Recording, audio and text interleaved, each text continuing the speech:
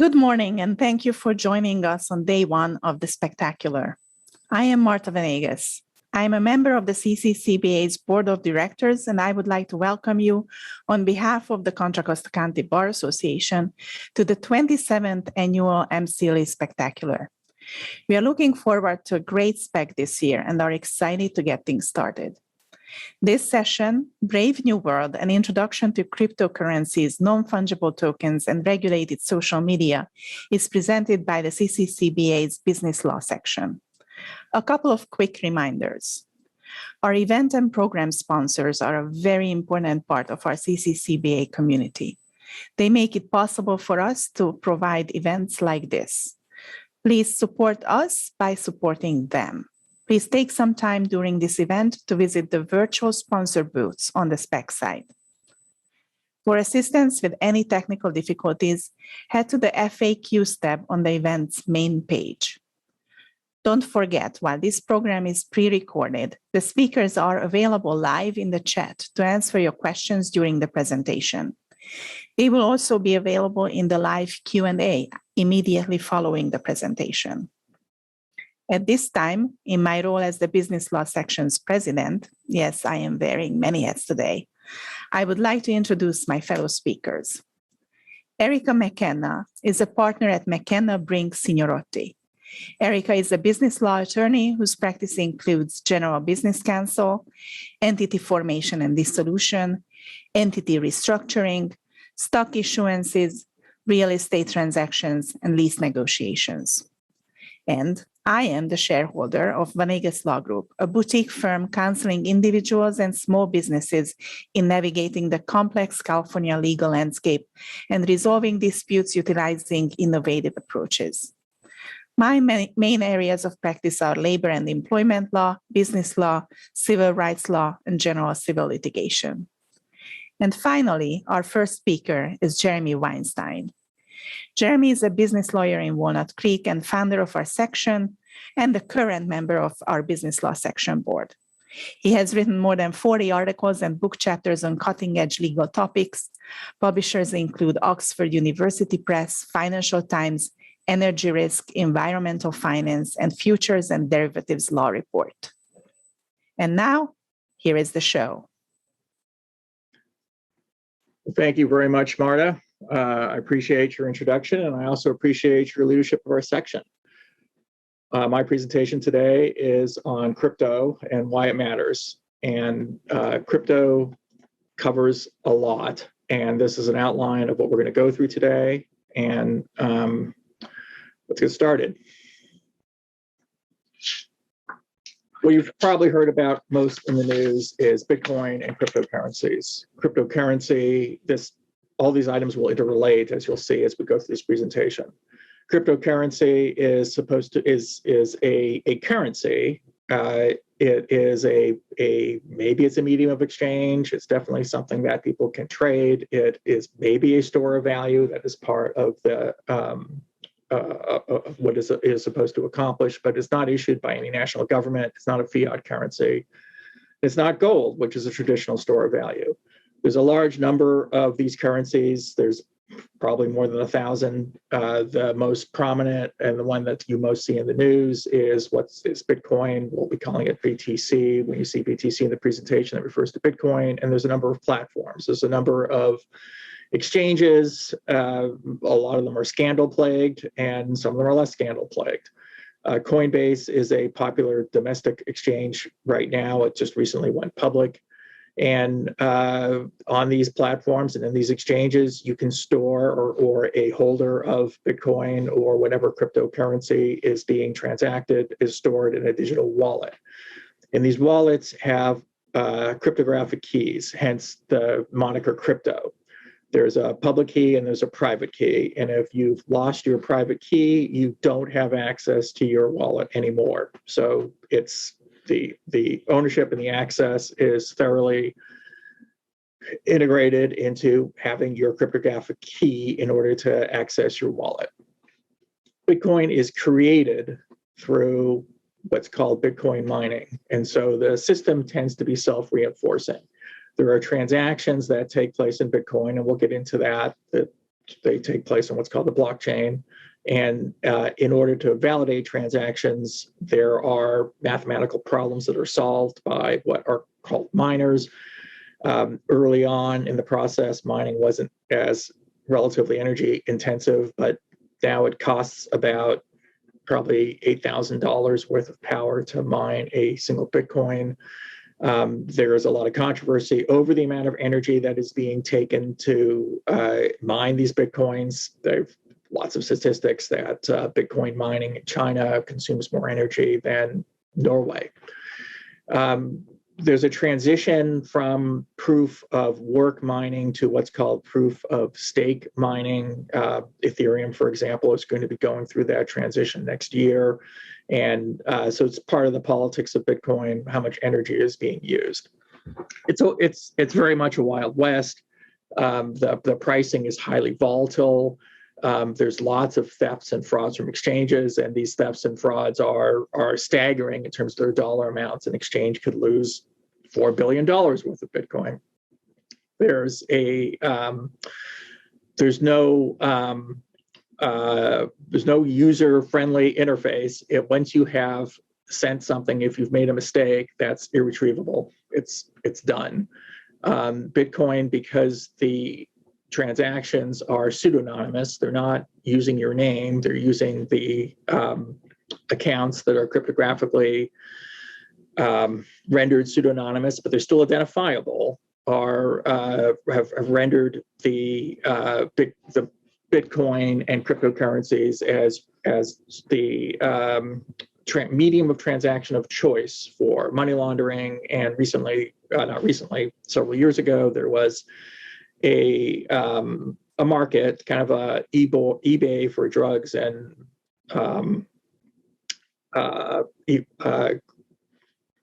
murder for hire on this exchange called Silk Road. In fact, the founder of Silk Road went to jail for believing that he had successfully contracted murders for hire for some competitors. So it's the killer app. The application that launched Bitcoin was Silk Road on the dark web, and ransomware hackers, and you've probably seen in the news, ransomware click on the wrong virus in your computer and your files become encrypted, and a message pops up asking you to send some Bitcoin to a specified wallet, and then if you send it, you'll maybe get your data back. And so there's been some very high profile ransomware hacking of hospitals. A pipeline back east had a ransomware hack, which caused gas lines to form back east. So the social use of Bitcoin is sometimes kind of questionable. It embodies a libertarian philosophy. The idea is, let's bring currency independent of government. Obviously, fiat currency mostly is, well, you can pay your taxes in the currency. So there is a country now that is accepting its tax payments. El Salvador has said, well, you can pay your taxes in Bitcoin. We'll see how that works out. There's a very much kind of a true believer mentality amongst those who are Bitcoin promoters. There's a lot of following of Elon Musk. Elon Musk is one of the large personalities in the Bitcoin community. When he said, well, I'll accept Bitcoin for purchasing Teslas, Bitcoin went up. When he said, well, I don't know if we are going to accept it, then Bitcoin went down. It's just really interesting, the kind of control over the pricing of Bitcoin that some of the more high profile evangelists have. It is arguable that, given that we have 0% interest rates and a lot of bubbles in assets, that perhaps the actual value of Bitcoin itself is something that's also a bubble.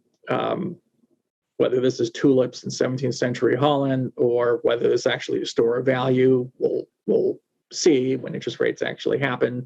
But nevertheless, it is an investment class. It is there are futures contracts that can be traded on Bitcoin. And there are investment funds that are leverage investment funds that invest in these cryptocurrencies.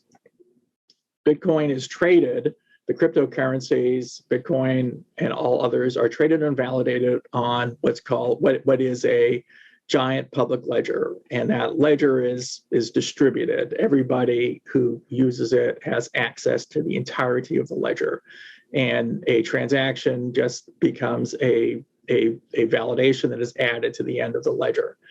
It takes time for everybody on the ledger to validate the distributed ledger. So transactions along the blockchain take time. So if you sell a Bitcoin to somebody else, your sale gets recorded on that distributed ledger pseudonymously. It doesn't have your name on it, but it has your wallet identification, and so it is, you can see it, and everybody else can see it. It's not anonymous like cash. So if you have certainly a suitcase of cash buying your shipment of cocaine is a lot more anonymous than your Bitcoin transaction buying your cocaine shipment or whatever valid use, legitimate use you're using for your Bitcoin. The verification is basically a majority rule verification. Does the bulk of the system agree that that transaction is valid? If that transaction is agreed to be valid, it's added to the blockchain.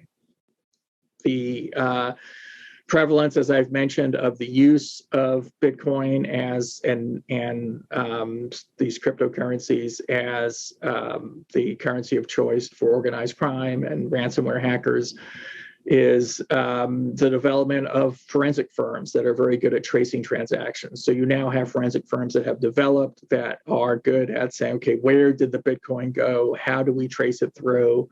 And that has actually led to the identification of the criminal parties and sometimes return of the money. So I believe that the East Coast pipeline that I mentioned got more than half of the money back that had paid in the ransom because the FBI had used these forensic firms to identify where the Bitcoin had gone.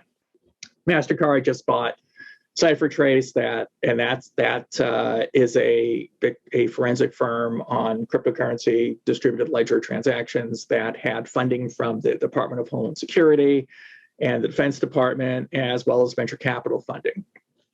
Chain Analysis, which is a really interesting firm. They have some very good data that they present and make available for free. I recommend checking them out. They just raised $100 million on a $4 billion valuation.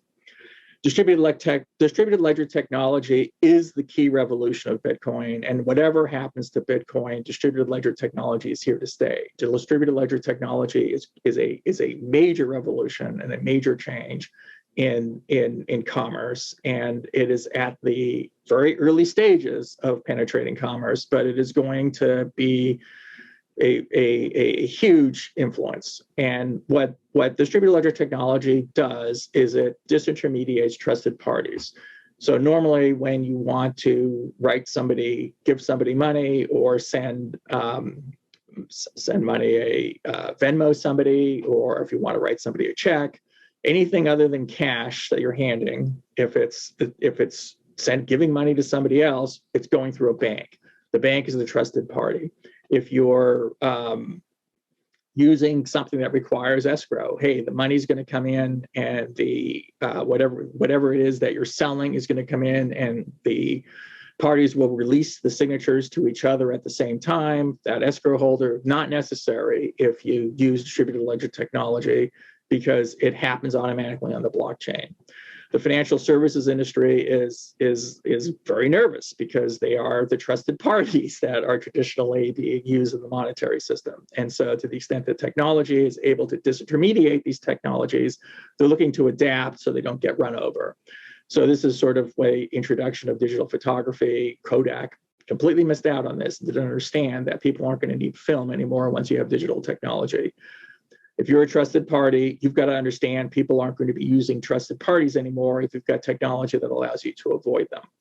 The regulated financial system is also very concerned about this sort of shadow banking system that doesn't really obey the law, doesn't really get taxed, don't really know what they're doing. So the regulated financial system that is visible and responds to regulation and wants to use these same technologies is very keenly interested in making sure that that other system that they want to adapt to plays on a playing field that is level to them.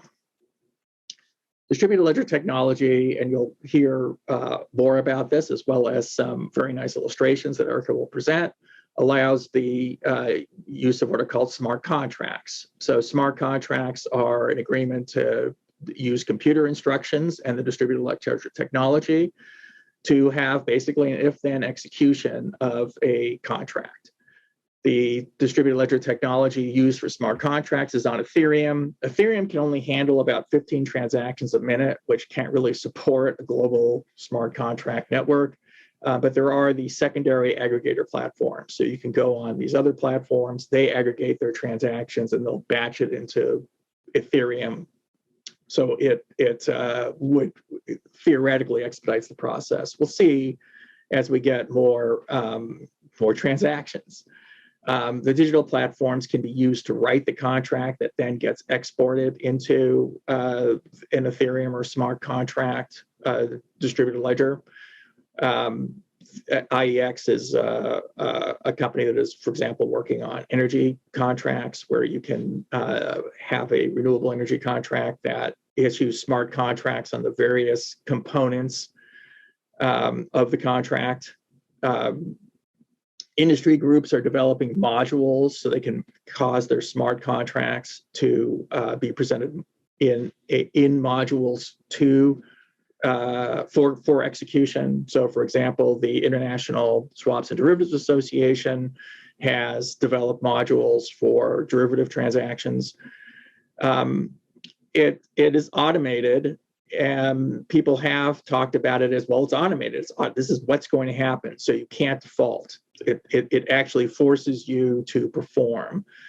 For example, when the money would get what you identify a bank account, you put a transponder on a boat, the boat goes into port, the transponder says the boat's here, the money gets wired out of the bank account. But actually there is room for default because the boat that sails in the harbor might not actually have the goods that it promised to have on it. And the bank account from which the money is supposed to be wired might actually have the money into it. And also normally when you're developing and working in a contract, especially a more complicated transaction, my experience is something always goes wrong and the parties need to talk to each other. So through automating it and having no way to get around the instructions, it removes room for addressing errors. The legislative and regulatory response response to this is this is where a lot of action is right now. The smart contracts, the NFTs that Ericka will talk about also in more depth, the cryptocurrencies, they're all digital assets. They exist digitally, and laws and regulations vary by state and country.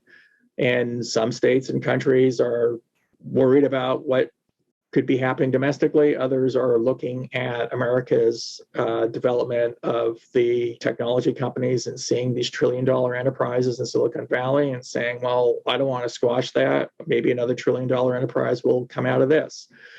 So people, regulators and legislators and politicians are looking at the desire for financial innovation, believing that innovation may be the next source of value creation. But they also recognize that they lose control of their own national currency and money supply. A type of cryptocurrency is what's called stable coins. These stable coins allegedly are based on national currencies. So the stable coin says, well, this is a stable coin that is $100. I have $100 in the bank account. This represents $100. And that would transact independently of the national banking system. Whether that $100 is actually there is another question. Early in the 1970s, the United States was extremely concerned about trading in Eurodollar futures in Europe. This is currency that was beyond the control of the United States when you had greater national control desired over money supply. This just takes it to very much the next level. And then also regulators are interested in consumer protection. They want to protect individuals and citizens from being ripped off. And a lot of these, there's a lot of scams. There's a lot of theft, and there's a lot that is going on that is untoward, and regulators have a desire to protect their citizens from them. But some other regulators are saying, well, caveat emptor, that's too bad. You'll learn from being ripped off. So it's a spectrum of regulatory and legislative response to what's going on, and more people are learning about how these markets function. The thing is that, as opposed to the early stages of seeking to regulate computers, in other words, Microsoft in the 1980s and people trying to regulate and understand what was going on with the development of personal computing, there's a lot of sophistication right now that is very evident among regulators. The CFTC and the IRS, if you look at their explanations and their regulations of what's going on, I mean, the IRS guidances, for example, are extremely well informed on how cryptocurrencies and blockchains operate. People really understand what's going on. The regulators understand. So it's very much a different. It just feels so much different than the early stages of trying to regulate the computer industry. A set of cryptocurrencies that were very popular a few years ago until the brakes were stepped on were what are called initial coin offerings. So these companies would, instead of issuing stock, would issue what they called cryptocurrency, and they would say, oh, this cryptocurrency is a commodity, it's not a security, and you'll buy this cryptocurrency and you'll be able to buy my product with this cryptocurrency. Companies would have these ICOs. They would issue what's called a white paper explaining how the ICO worked. And the SEC said, well, nobody gets any value from the ICO unless you actually survive. And so this kind of looks like it's a security. And there's a very entertaining website that the Securities and Exchange Commission put up. There's the address right there. It's howiecoins.com. Howie is the name of the Supreme Court case that defines, it's 1946 case about California orange grove that defines the investment contract element of the definition of securities. The definition of securities in the Securities Exchange Act is extremely broad. And just one of the items is what's called investment contract. And the investment contract definition is an element test. And so that's where kind of this Howie coins came from. The regulation of these assets as securities, therefore, has implications for other regulation. So if the CFTC is the Commodity Future Trading Commission, which regulates commodities, is writing a regulation that defines how commodities work and how, for example, they have a guidance on transfer of ownership of cryptocurrencies and kind of what does it mean to own it. Well, that guidance also applies to what it means to own what are called renewable energy certificates, which are indicia of ownership of the environmental attributes of energy that's renewably generated. So there's this application that applies when the Securities and Exchange Commission responds to, for example, Coinbase was seeking to offer loans.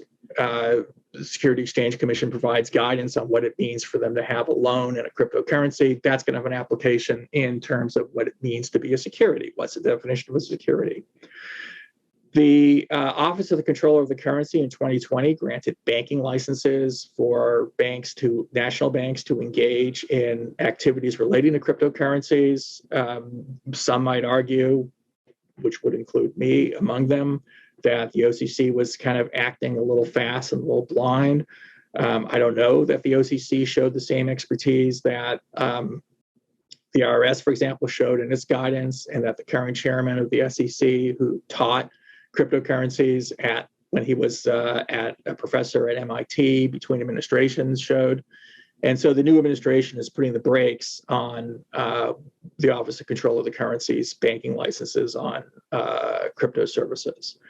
And the IRS is trying to bring enforcement actions against tax dodgers. Some of them are fighting IRS subpoenas. They're losing. But this all comes down to politics, and the lobbying by the cryptos has been very intense. So in the infrastructure bill that passed the Senate had a very minor provision about what it meant to provide crypto services, and it was a definition that was going to go through a rulemaking anyway. And it was broadly written, and there was a lot of pressure brought to bear on trying to narrow the definition at the bill stage. That was rebuffed. It went through as written, but it was an interesting illustration of the intense lobbying power that these crypto market participants are now able to bring to bear. One of the things that has been very interesting is that there's a notorious revolving door in government, where you'll have a senior regulator that will be a commissioner or a senior regulator, and that individual will then go into private practice, be it a lobbying firm or be it a law firm or be it a company. And normally when a regulator revolves into a company or into a law firm, they revolve into it. And recently, what's been surprising is how short some of the tenure of some of these people that have come into these companies has been, which leads one to believe that they've arrived thinking that the enterprise was engaging in one type of or classification of activities, and then upon arriving and looking around, thought, I can't take the reputational hit of being associated with this. So what does that tell you about what these companies are up to, or what they might seek to do? I think the cryptos just can't take a page from Microsoft and Uber. Microsoft had the advantage of people not understanding what was going on. Uber had the benefit of dealing with just local city authorities. These cryptos are taking on the federal government. Coinbase, for example, wrote some very belligerent comment letters and very belligerent writings in some regulatory proceedings, and I think they learned their lesson very quickly and have backed off. And communicating with your regulators is different when you're kind of already breaking the law, or maybe breaking the law. And the parties that are to be disintermediated by these cryptos, for example, the banks, are in themselves very powerful. There certainly was no very powerful lobby to oppose personal computing, and but again, taxis operate on a local level. Non-fungible tokens, about which you will hear in greater depth from Ericka, is a class of digital asset. These are transacted on the Ethereum blockchain. A lot of the press covering this has created an impression that they seem a little silly, but non-fungible tokens very much could be really the future of a large part of commerce. An example of some of the head-scratching transactions on non-fungible tokens is a $4 million payment for a digital image of a dog. The owner of that digital image of the dog sliced it up into 17 billion shares, sold 17 billion shares, and those added up to $225 million. It's not likely that, because the digital image of a dog doesn't actually produce revenue. I don't know who's going to repurchase a digital image of a dog for $225 million, but that's the asset and that's the price. Dolce & Gabbana, a prominent fashion brand, has digital jewelry. You can go online and purchase digital jewelry. They recently, earlier in this month, sold 9 NFTs for more than $5 million. There's a very popular platform called OpenSea that people can draw their little drawings, and you can purchase. And some of these drawings are pretty attractive, and they're not all outrageously expensive. $30, $16 for a digital image. And in fact, there is a company that is brokering non-recourse loan against pledged non-fungible token collateral. So you can pledge your non-fungible token as collateral to through this NetFi and take that cryptocurrency and buying more NFTs that you can then pledge as collateral to buy more NFTs. The important part, and the reason why NFTs is nothing to scoff at, is Web 3.0. And so what NFTs and what the blockchain allows, and what the blockchain is very good at, is it allows identification of who the owner is. It allows exclusive ownership of a digital asset. So you can have one person who owns that digital asset, and you have scarcity in that digital asset. So as opposed to an MP3 file, which you can own, but you can also upload on the web and share with all of your friends, you can't do that with a non-fungible token. It is scarce.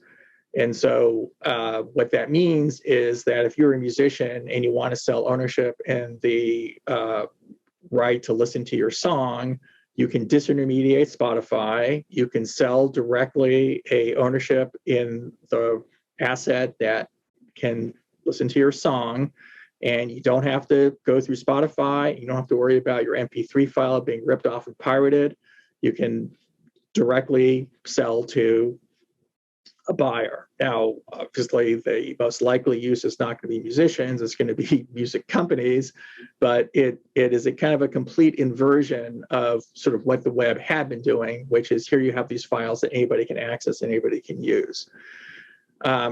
What a world that has this exclusive ownership of digital assets looks like is there's a science fiction book by William Gibson called Neuromancer that was written in the 1980s, and kind of looks like what Neuromancer sort of looks like. And but it does require a single blockchain for sort of the world to exist where you have your ownership of these digital assets.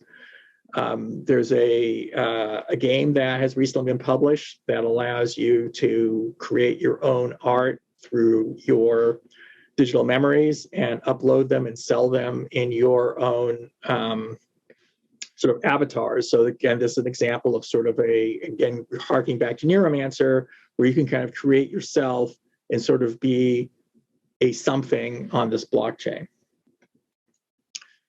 Digital currencies is another class of digital assets. Again, very much different from the cryptocurrencies like Bitcoin, which are created to be independent of national currencies.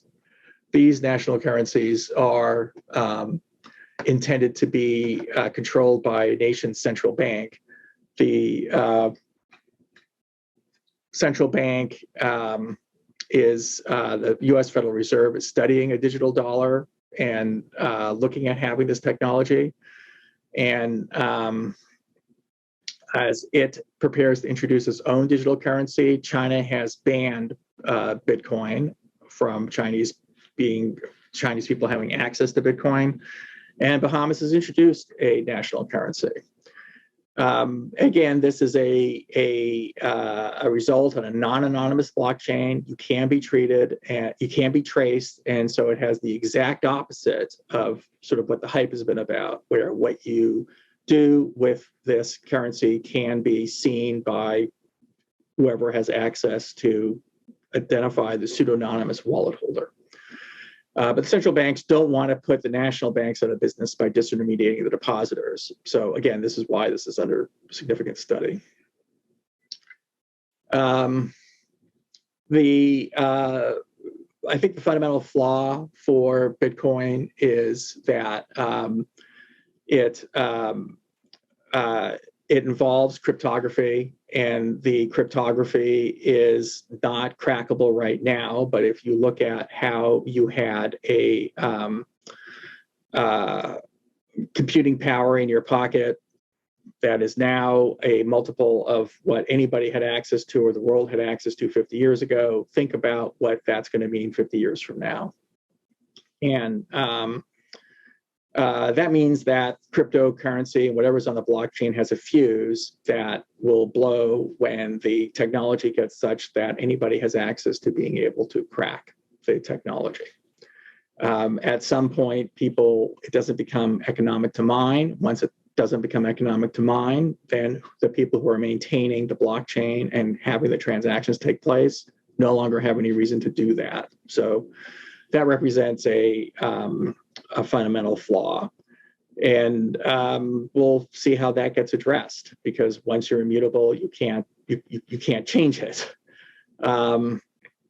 How smart is smart contracting? Well, smart contracting will need an expert witness to prove every contract, because you're going to need to tell the court. This is if you actually have to go to court and you have a fight, you have to prove the technology as opposed to what is actually written on the contract. You can't have a summary judgment motion in a smart contract dispute.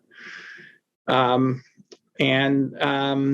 that, I think I've gone over time. I'm getting a note. And so with this, I'm going to transition to Ericka. Thank you very much for paying attention to my portion. And Ericka, please take it away.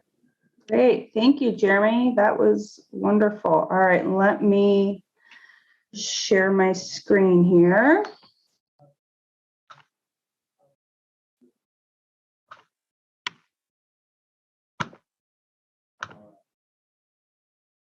All right, I'm going to be talking about non-fungible tokens. Jeremy went into it briefly. I'm going to be talking about it in a little bit of a different way. So as Marta said, I am a business and real estate attorney. So how did I come to get involved in NFTs? And I will talk about that, and we'll see what I can share with you as we talk about being an attorney, being business attorneys, and when our clients have transactions or issues involving NFTs, how can we help them? So what are NFTs? That is the $1 million question. I think it was about 6 months ago, there was a skit on SNL, parody of an Eminem song. And the whole question is, what are NFTs?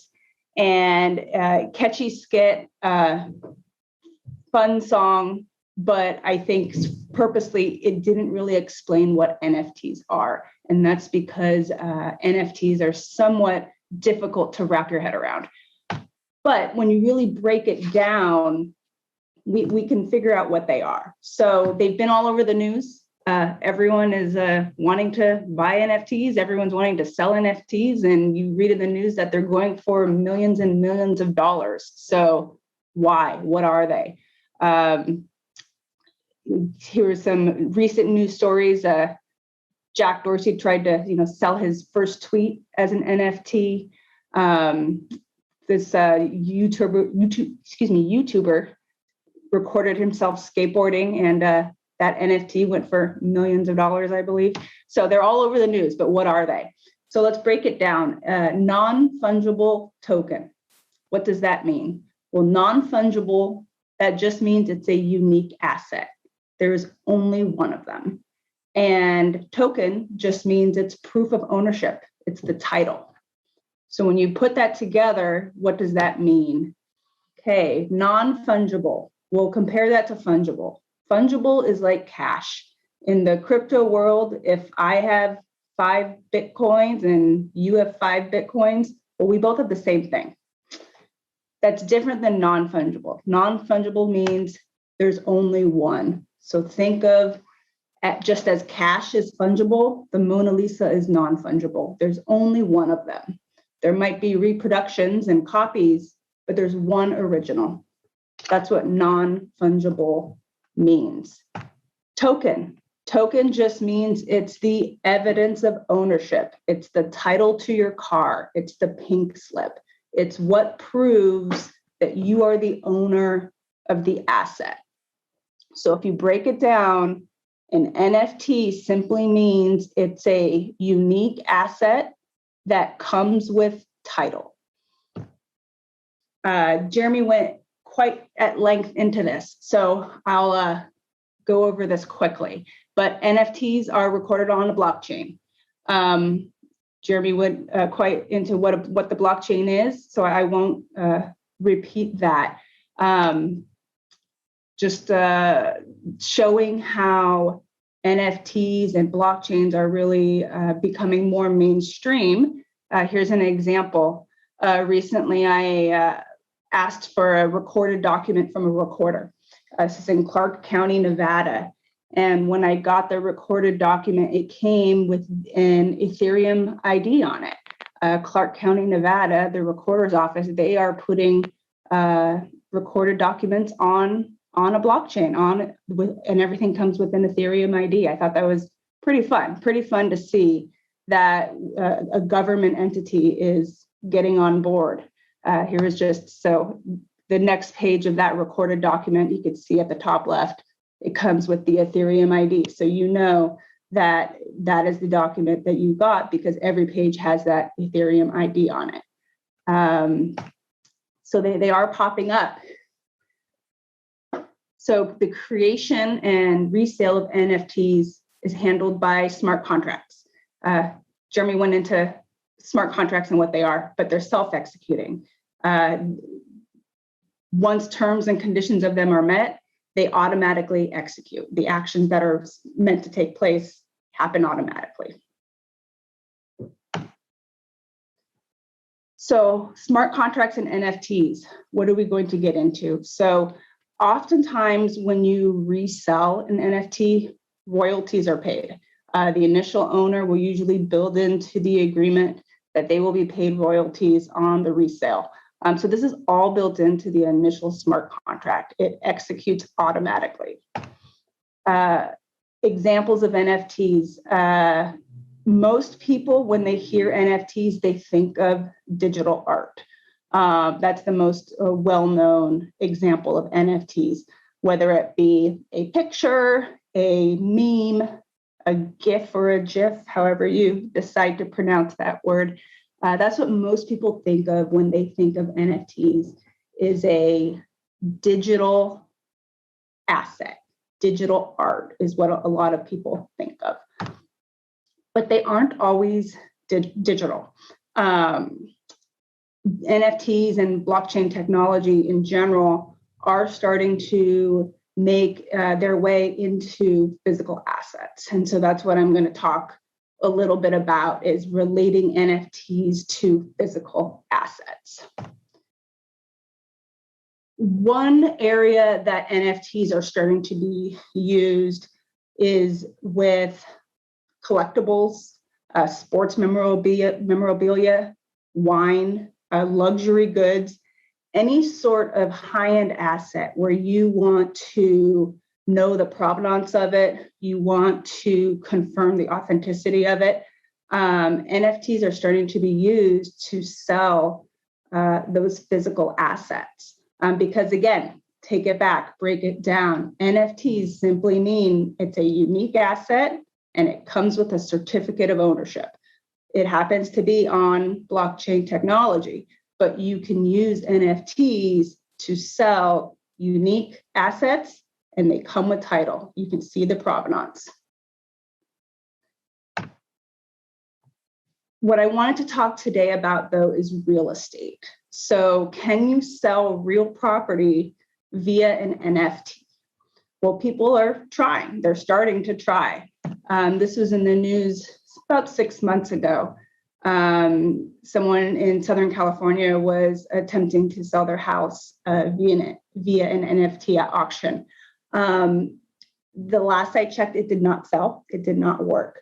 But it became a topic of conversation. People really wanted to see how the industry could change, if all of a sudden people are able to sell real property via an NFT. Well, what does that mean for title companies, for realtors and their industry and how they operate? So it raised a lot of questions, but we didn't see the answers quite yet. But so what I'm going to talk about a little bit today is real property and leasing. So this is a true example of something I did with one of my clients. They contacted me and said, hey, Ericka, I'd like to auction off as an NFT a lease to my real property units. And I said, okay, what does that mean? Let's talk about that. Let's really flesh that out. I said, client, I'm not in the crypto world. I don't really know about NFTs. And he said, that's okay. That's my world.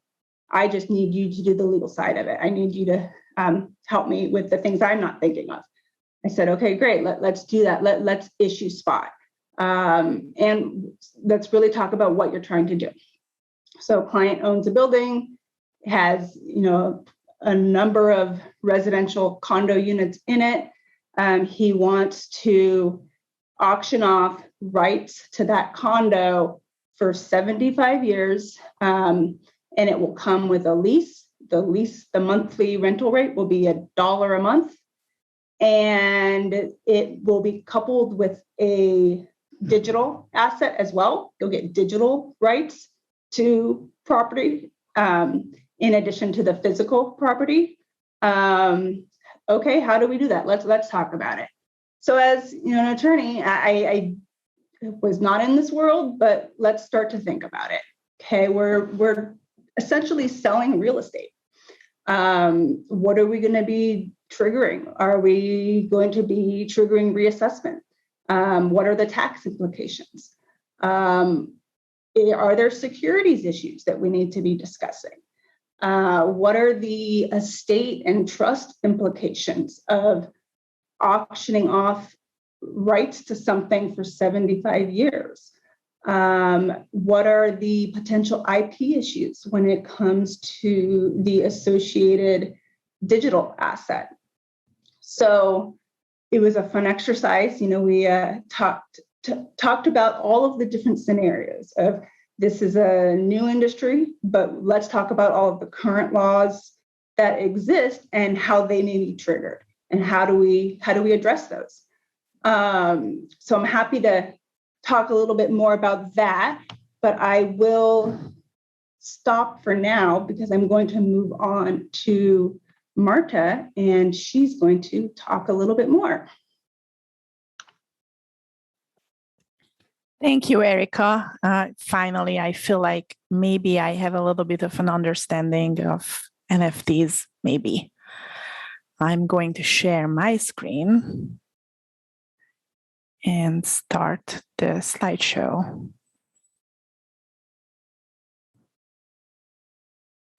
And here we go. We are going to be talking about the regulation of social media, an executive summary on a thorny issue.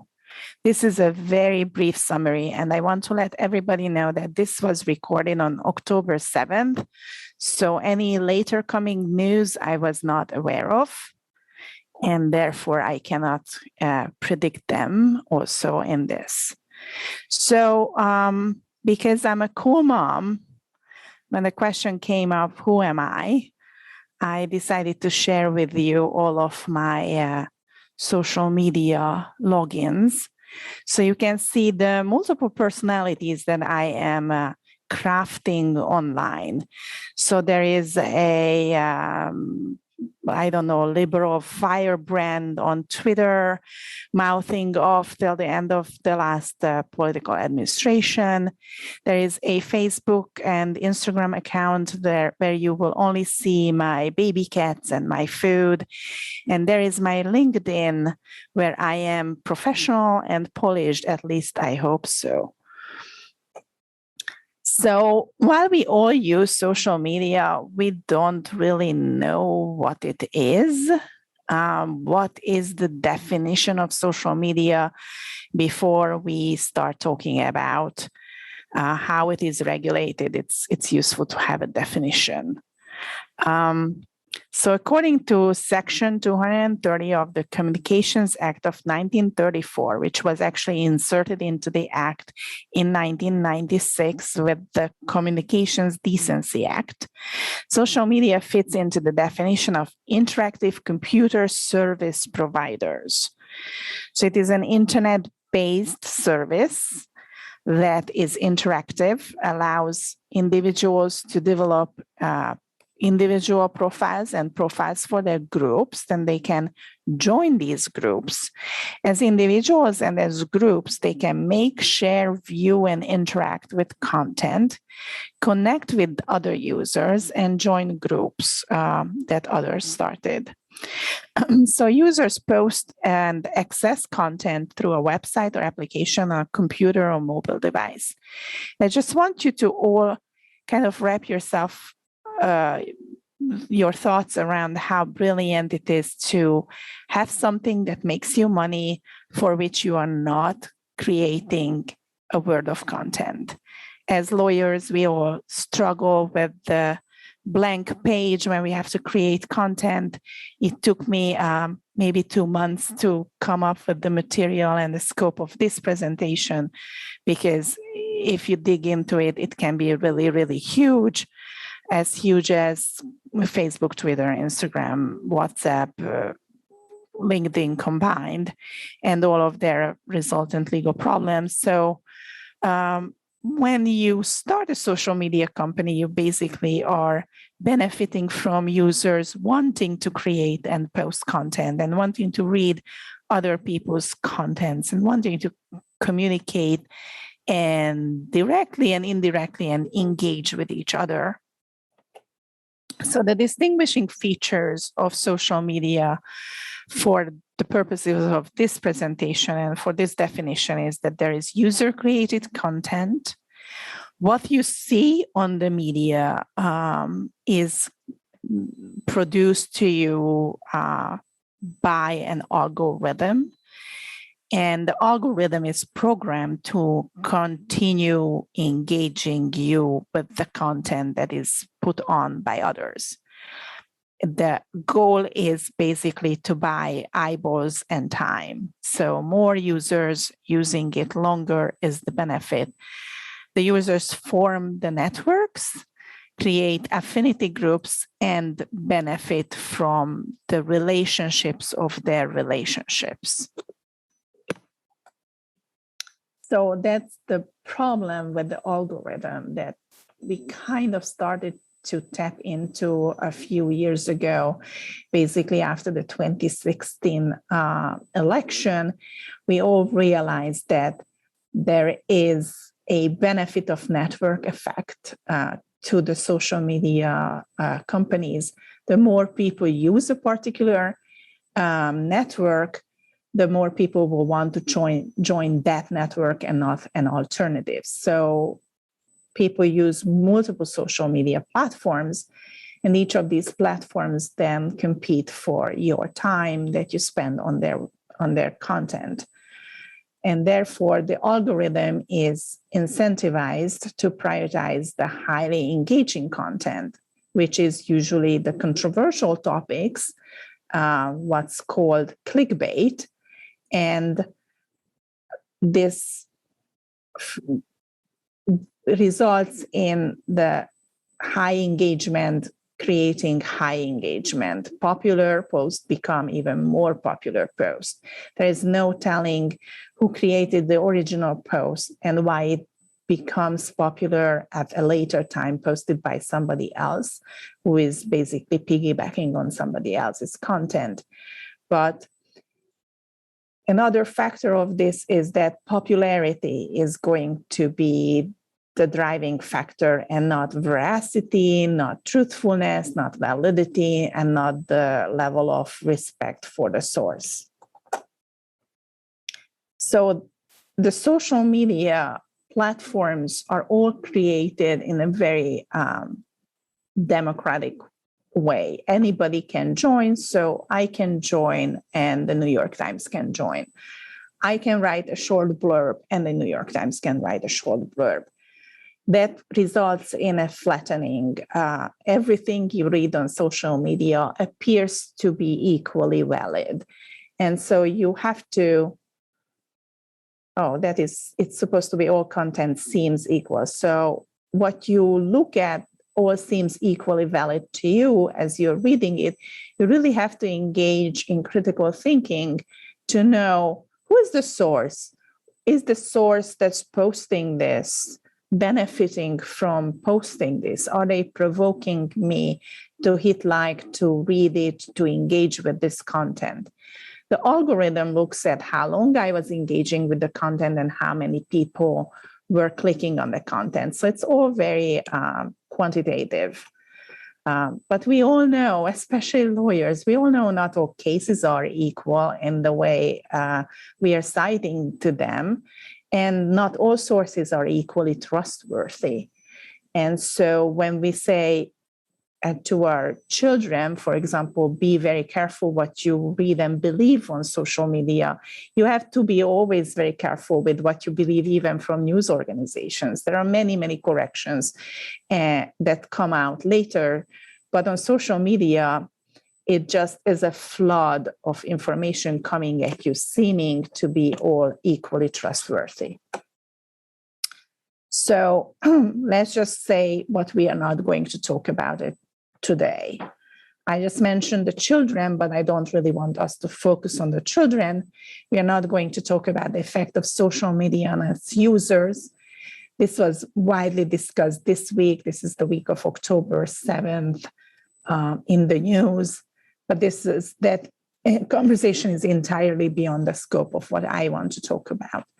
That would be a completely different topic. Let's talk about how this is regulated. So the regulation of social media and the way social media came about is coming from this Section 230 that was a part of the Communications Decency Act. And it was a very popular bipartisan legislation that aimed at reducing the number of pornographic material online by allowing internet service providers blocking content.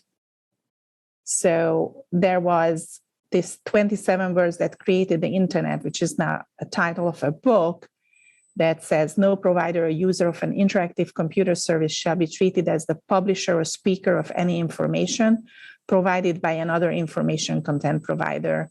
It's basically relieving them from publisher liability for a defamatory content. This allowed the social media companies to come into being without being sued for whatever people post online. And then there is the second part of Section 230, liability protection.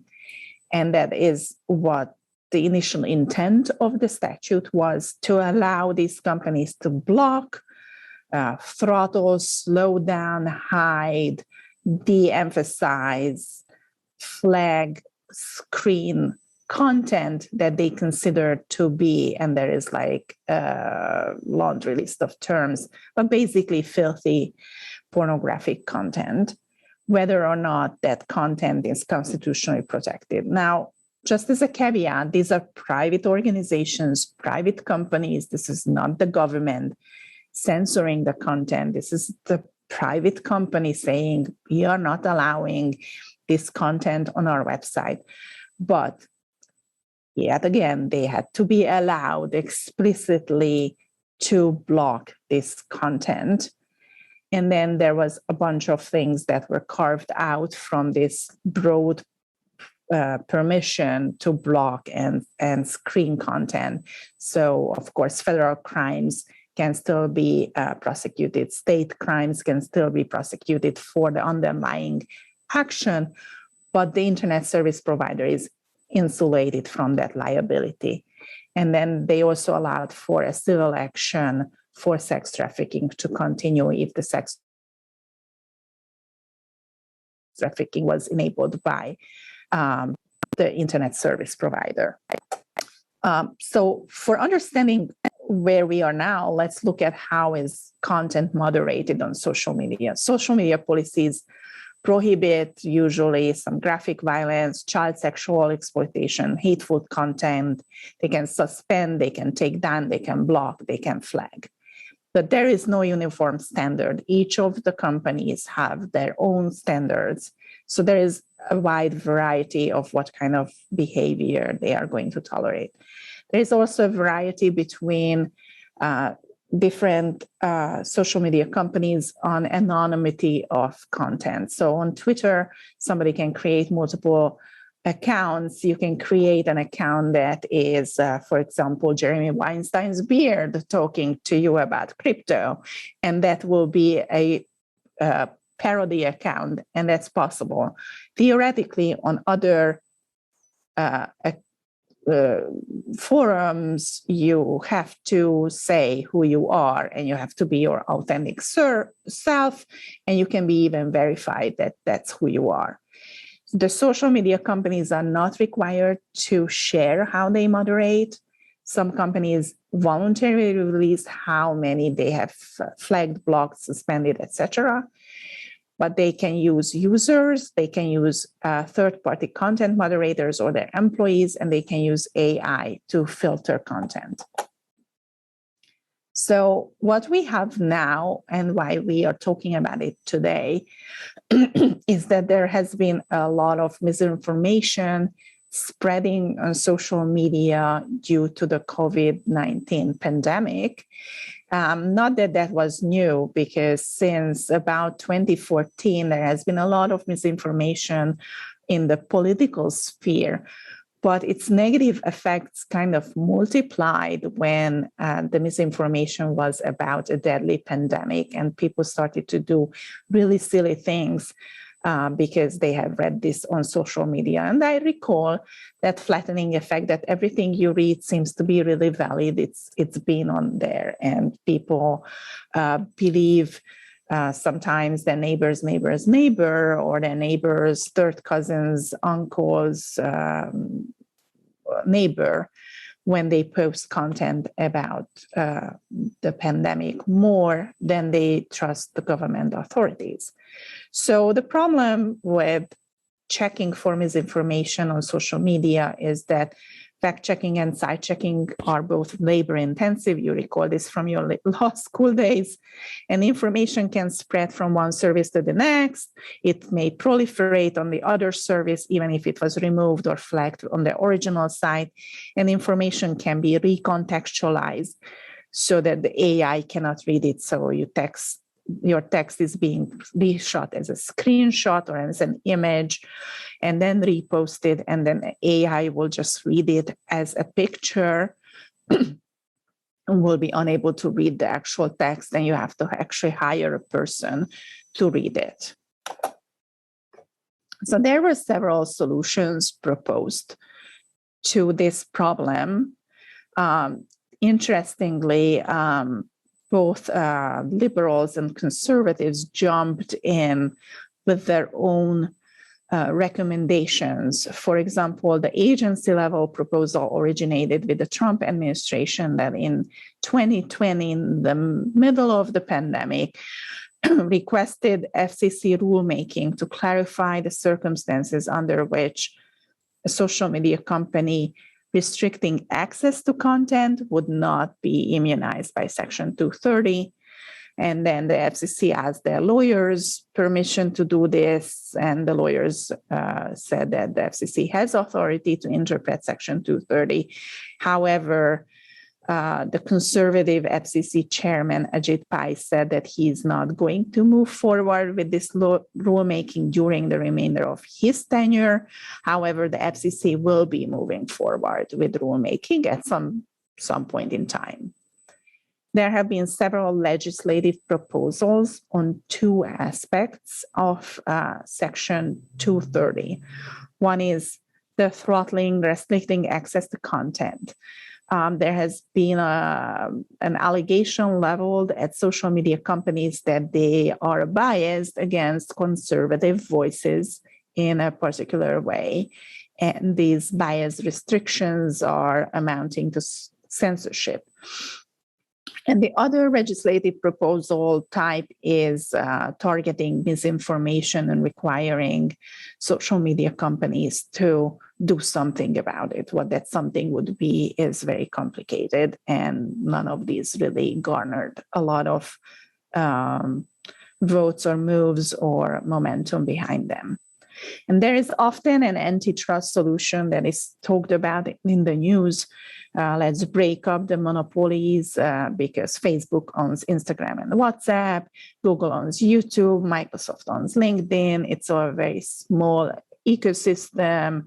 They are huge. They are becoming bigger. The more people join, the more people will want to join, et cetera, et cetera.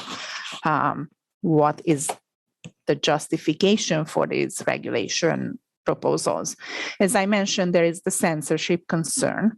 If a huge company blocks a particular viewpoint, then their market dominance makes them a natural monopoly, and it is that they are practically censoring the speaker. Senator Ted Cruz often says that social media is throttling the conservative voices, and the Federalist Society, the American Principles Project, the American Conservative, and other conservative outlets have agreed.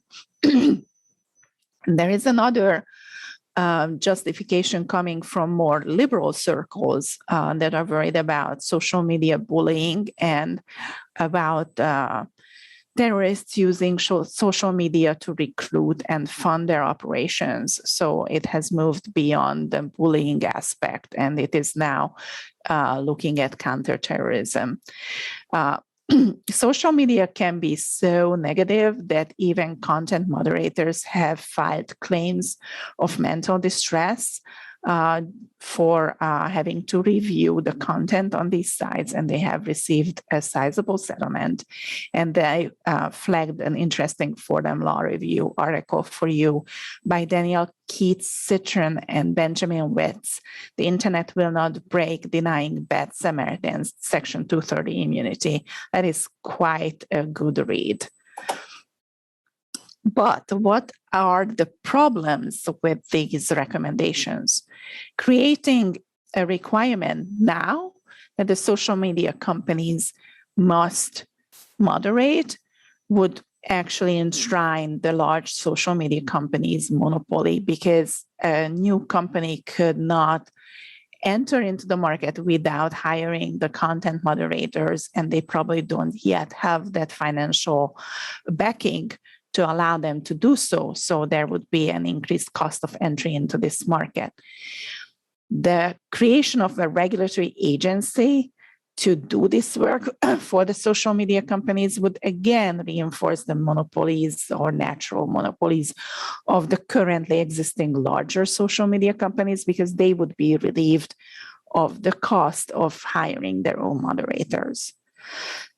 So if we change the protections allowed by Section 230 to moderate this content, to block or flag content, would result in either of two extremes. So if companies were all penalized for removing or blocking things, then they would not remove anything, and it would result from of a kind of a 4chan-like really, really dark place where people can say whatever they want and nothing would be ever removed.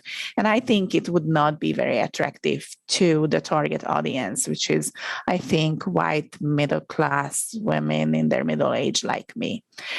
And the other solution would be curating the content and not allowing anybody to post anything without pre-publication review, which would result in something like social media becoming more like The Atlantic. Not that I oppose, because I think my content would be perfect for this. My food recipes are the best. So there are some solutions that are arising from the chaff. For example, scaling the moderation requirements for different size platforms based on the number of average daily users. So if you know anything about social media now, then you know that teenagers are not using the same social media I'm using, because I'm actually not a cool mom. Nobody is a cool mom. They have their own thing. Thank you very much. And they don't want me to see whatever they are posting. And so the number of total users is not really the same as the number of average daily users. So let's base it on our average daily users and create a different, like, sliding scale of moderation requirement. Or allow the users to customize the algorithm to their own liking. Or allowing other companies to come in, look at the raw, unsorted, uncurated, unalgorithmically provided feed, and build services that users may choose based on their content preferences. So my service would be like the food posting and kitten posting service. We could require some or all social media operators to regularly publish detailed content moderation reports. We could mandate that social media users disclose their identity, and that would mean that I can't have that really fun parody account, or my kitten cannot have a Twitter account, which would be, I think, very, very entertaining. So it would kind of maybe create a poverty of content, but that's one of the proposals. And we could regulate social media platforms. It's often recommended as public utilities, but there's a problem with this last prong. As large as social media companies are, they are still not an essential service. One of these services had a blackout this week, and curiously, everybody was able to cook food, watch TV, just continue with their lives. So they are not similar to public utilities like electricity or water. Even the largest platform is only a natural monopoly in its own context. There are a lot of platforms from which one can choose, and most people use more than one social media, and they use them for different purposes.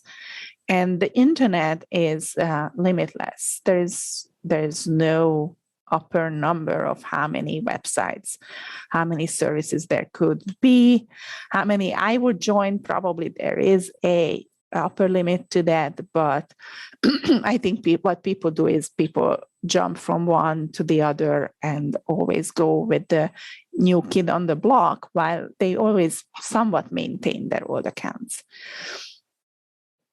Breaking up the monopolies would not address the specific concerns that we just spoke about.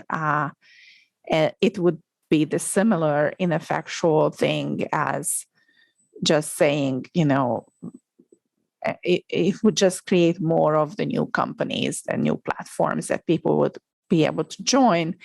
And it would probably create a disincentive for moderation on the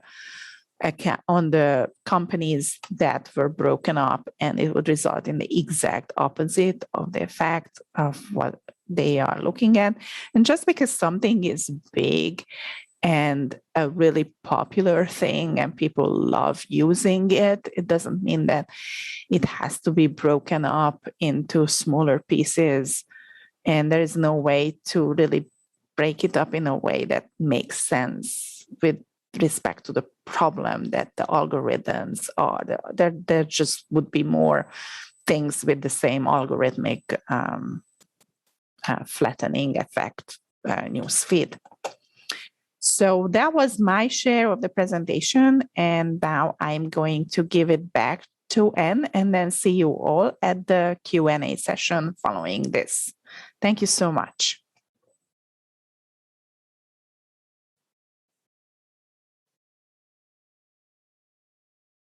I'm a-coming. Let's see. Hello, everyone. My video doesn't, there we go. There I am.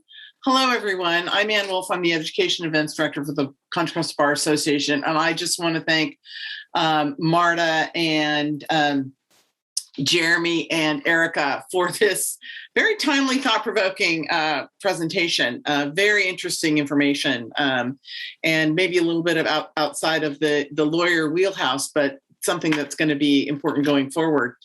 And I especially want to thank Marta for putting this program together and making sure this happened for everyone today. So I want to invite you all to stay tuned for the live Q&A session coming up after I make a few announcements. The materials and evaluation forms for this program can be downloaded from the session page through the Files tab, which is located above the chat. Attendance certificates will be available after Thanksgiving. But if you're a CCCBA member, your attendance certificate will be on our website in your member profile, again, after Thanksgiving. If you're a non-member or would like more information on how to get your attendance certificate, please look for the information under the FAQ tab on the main screen of the event. Also, for assistance with any technical difficulties, please head to the FAQ tab on the main screen. Okay, so now you're invited to join the live Q&A session with our panelists. So below the screen on which you are viewing this session is a link that will take you directly into the live Q&A session. So now's the time to click on the link and we will see you there.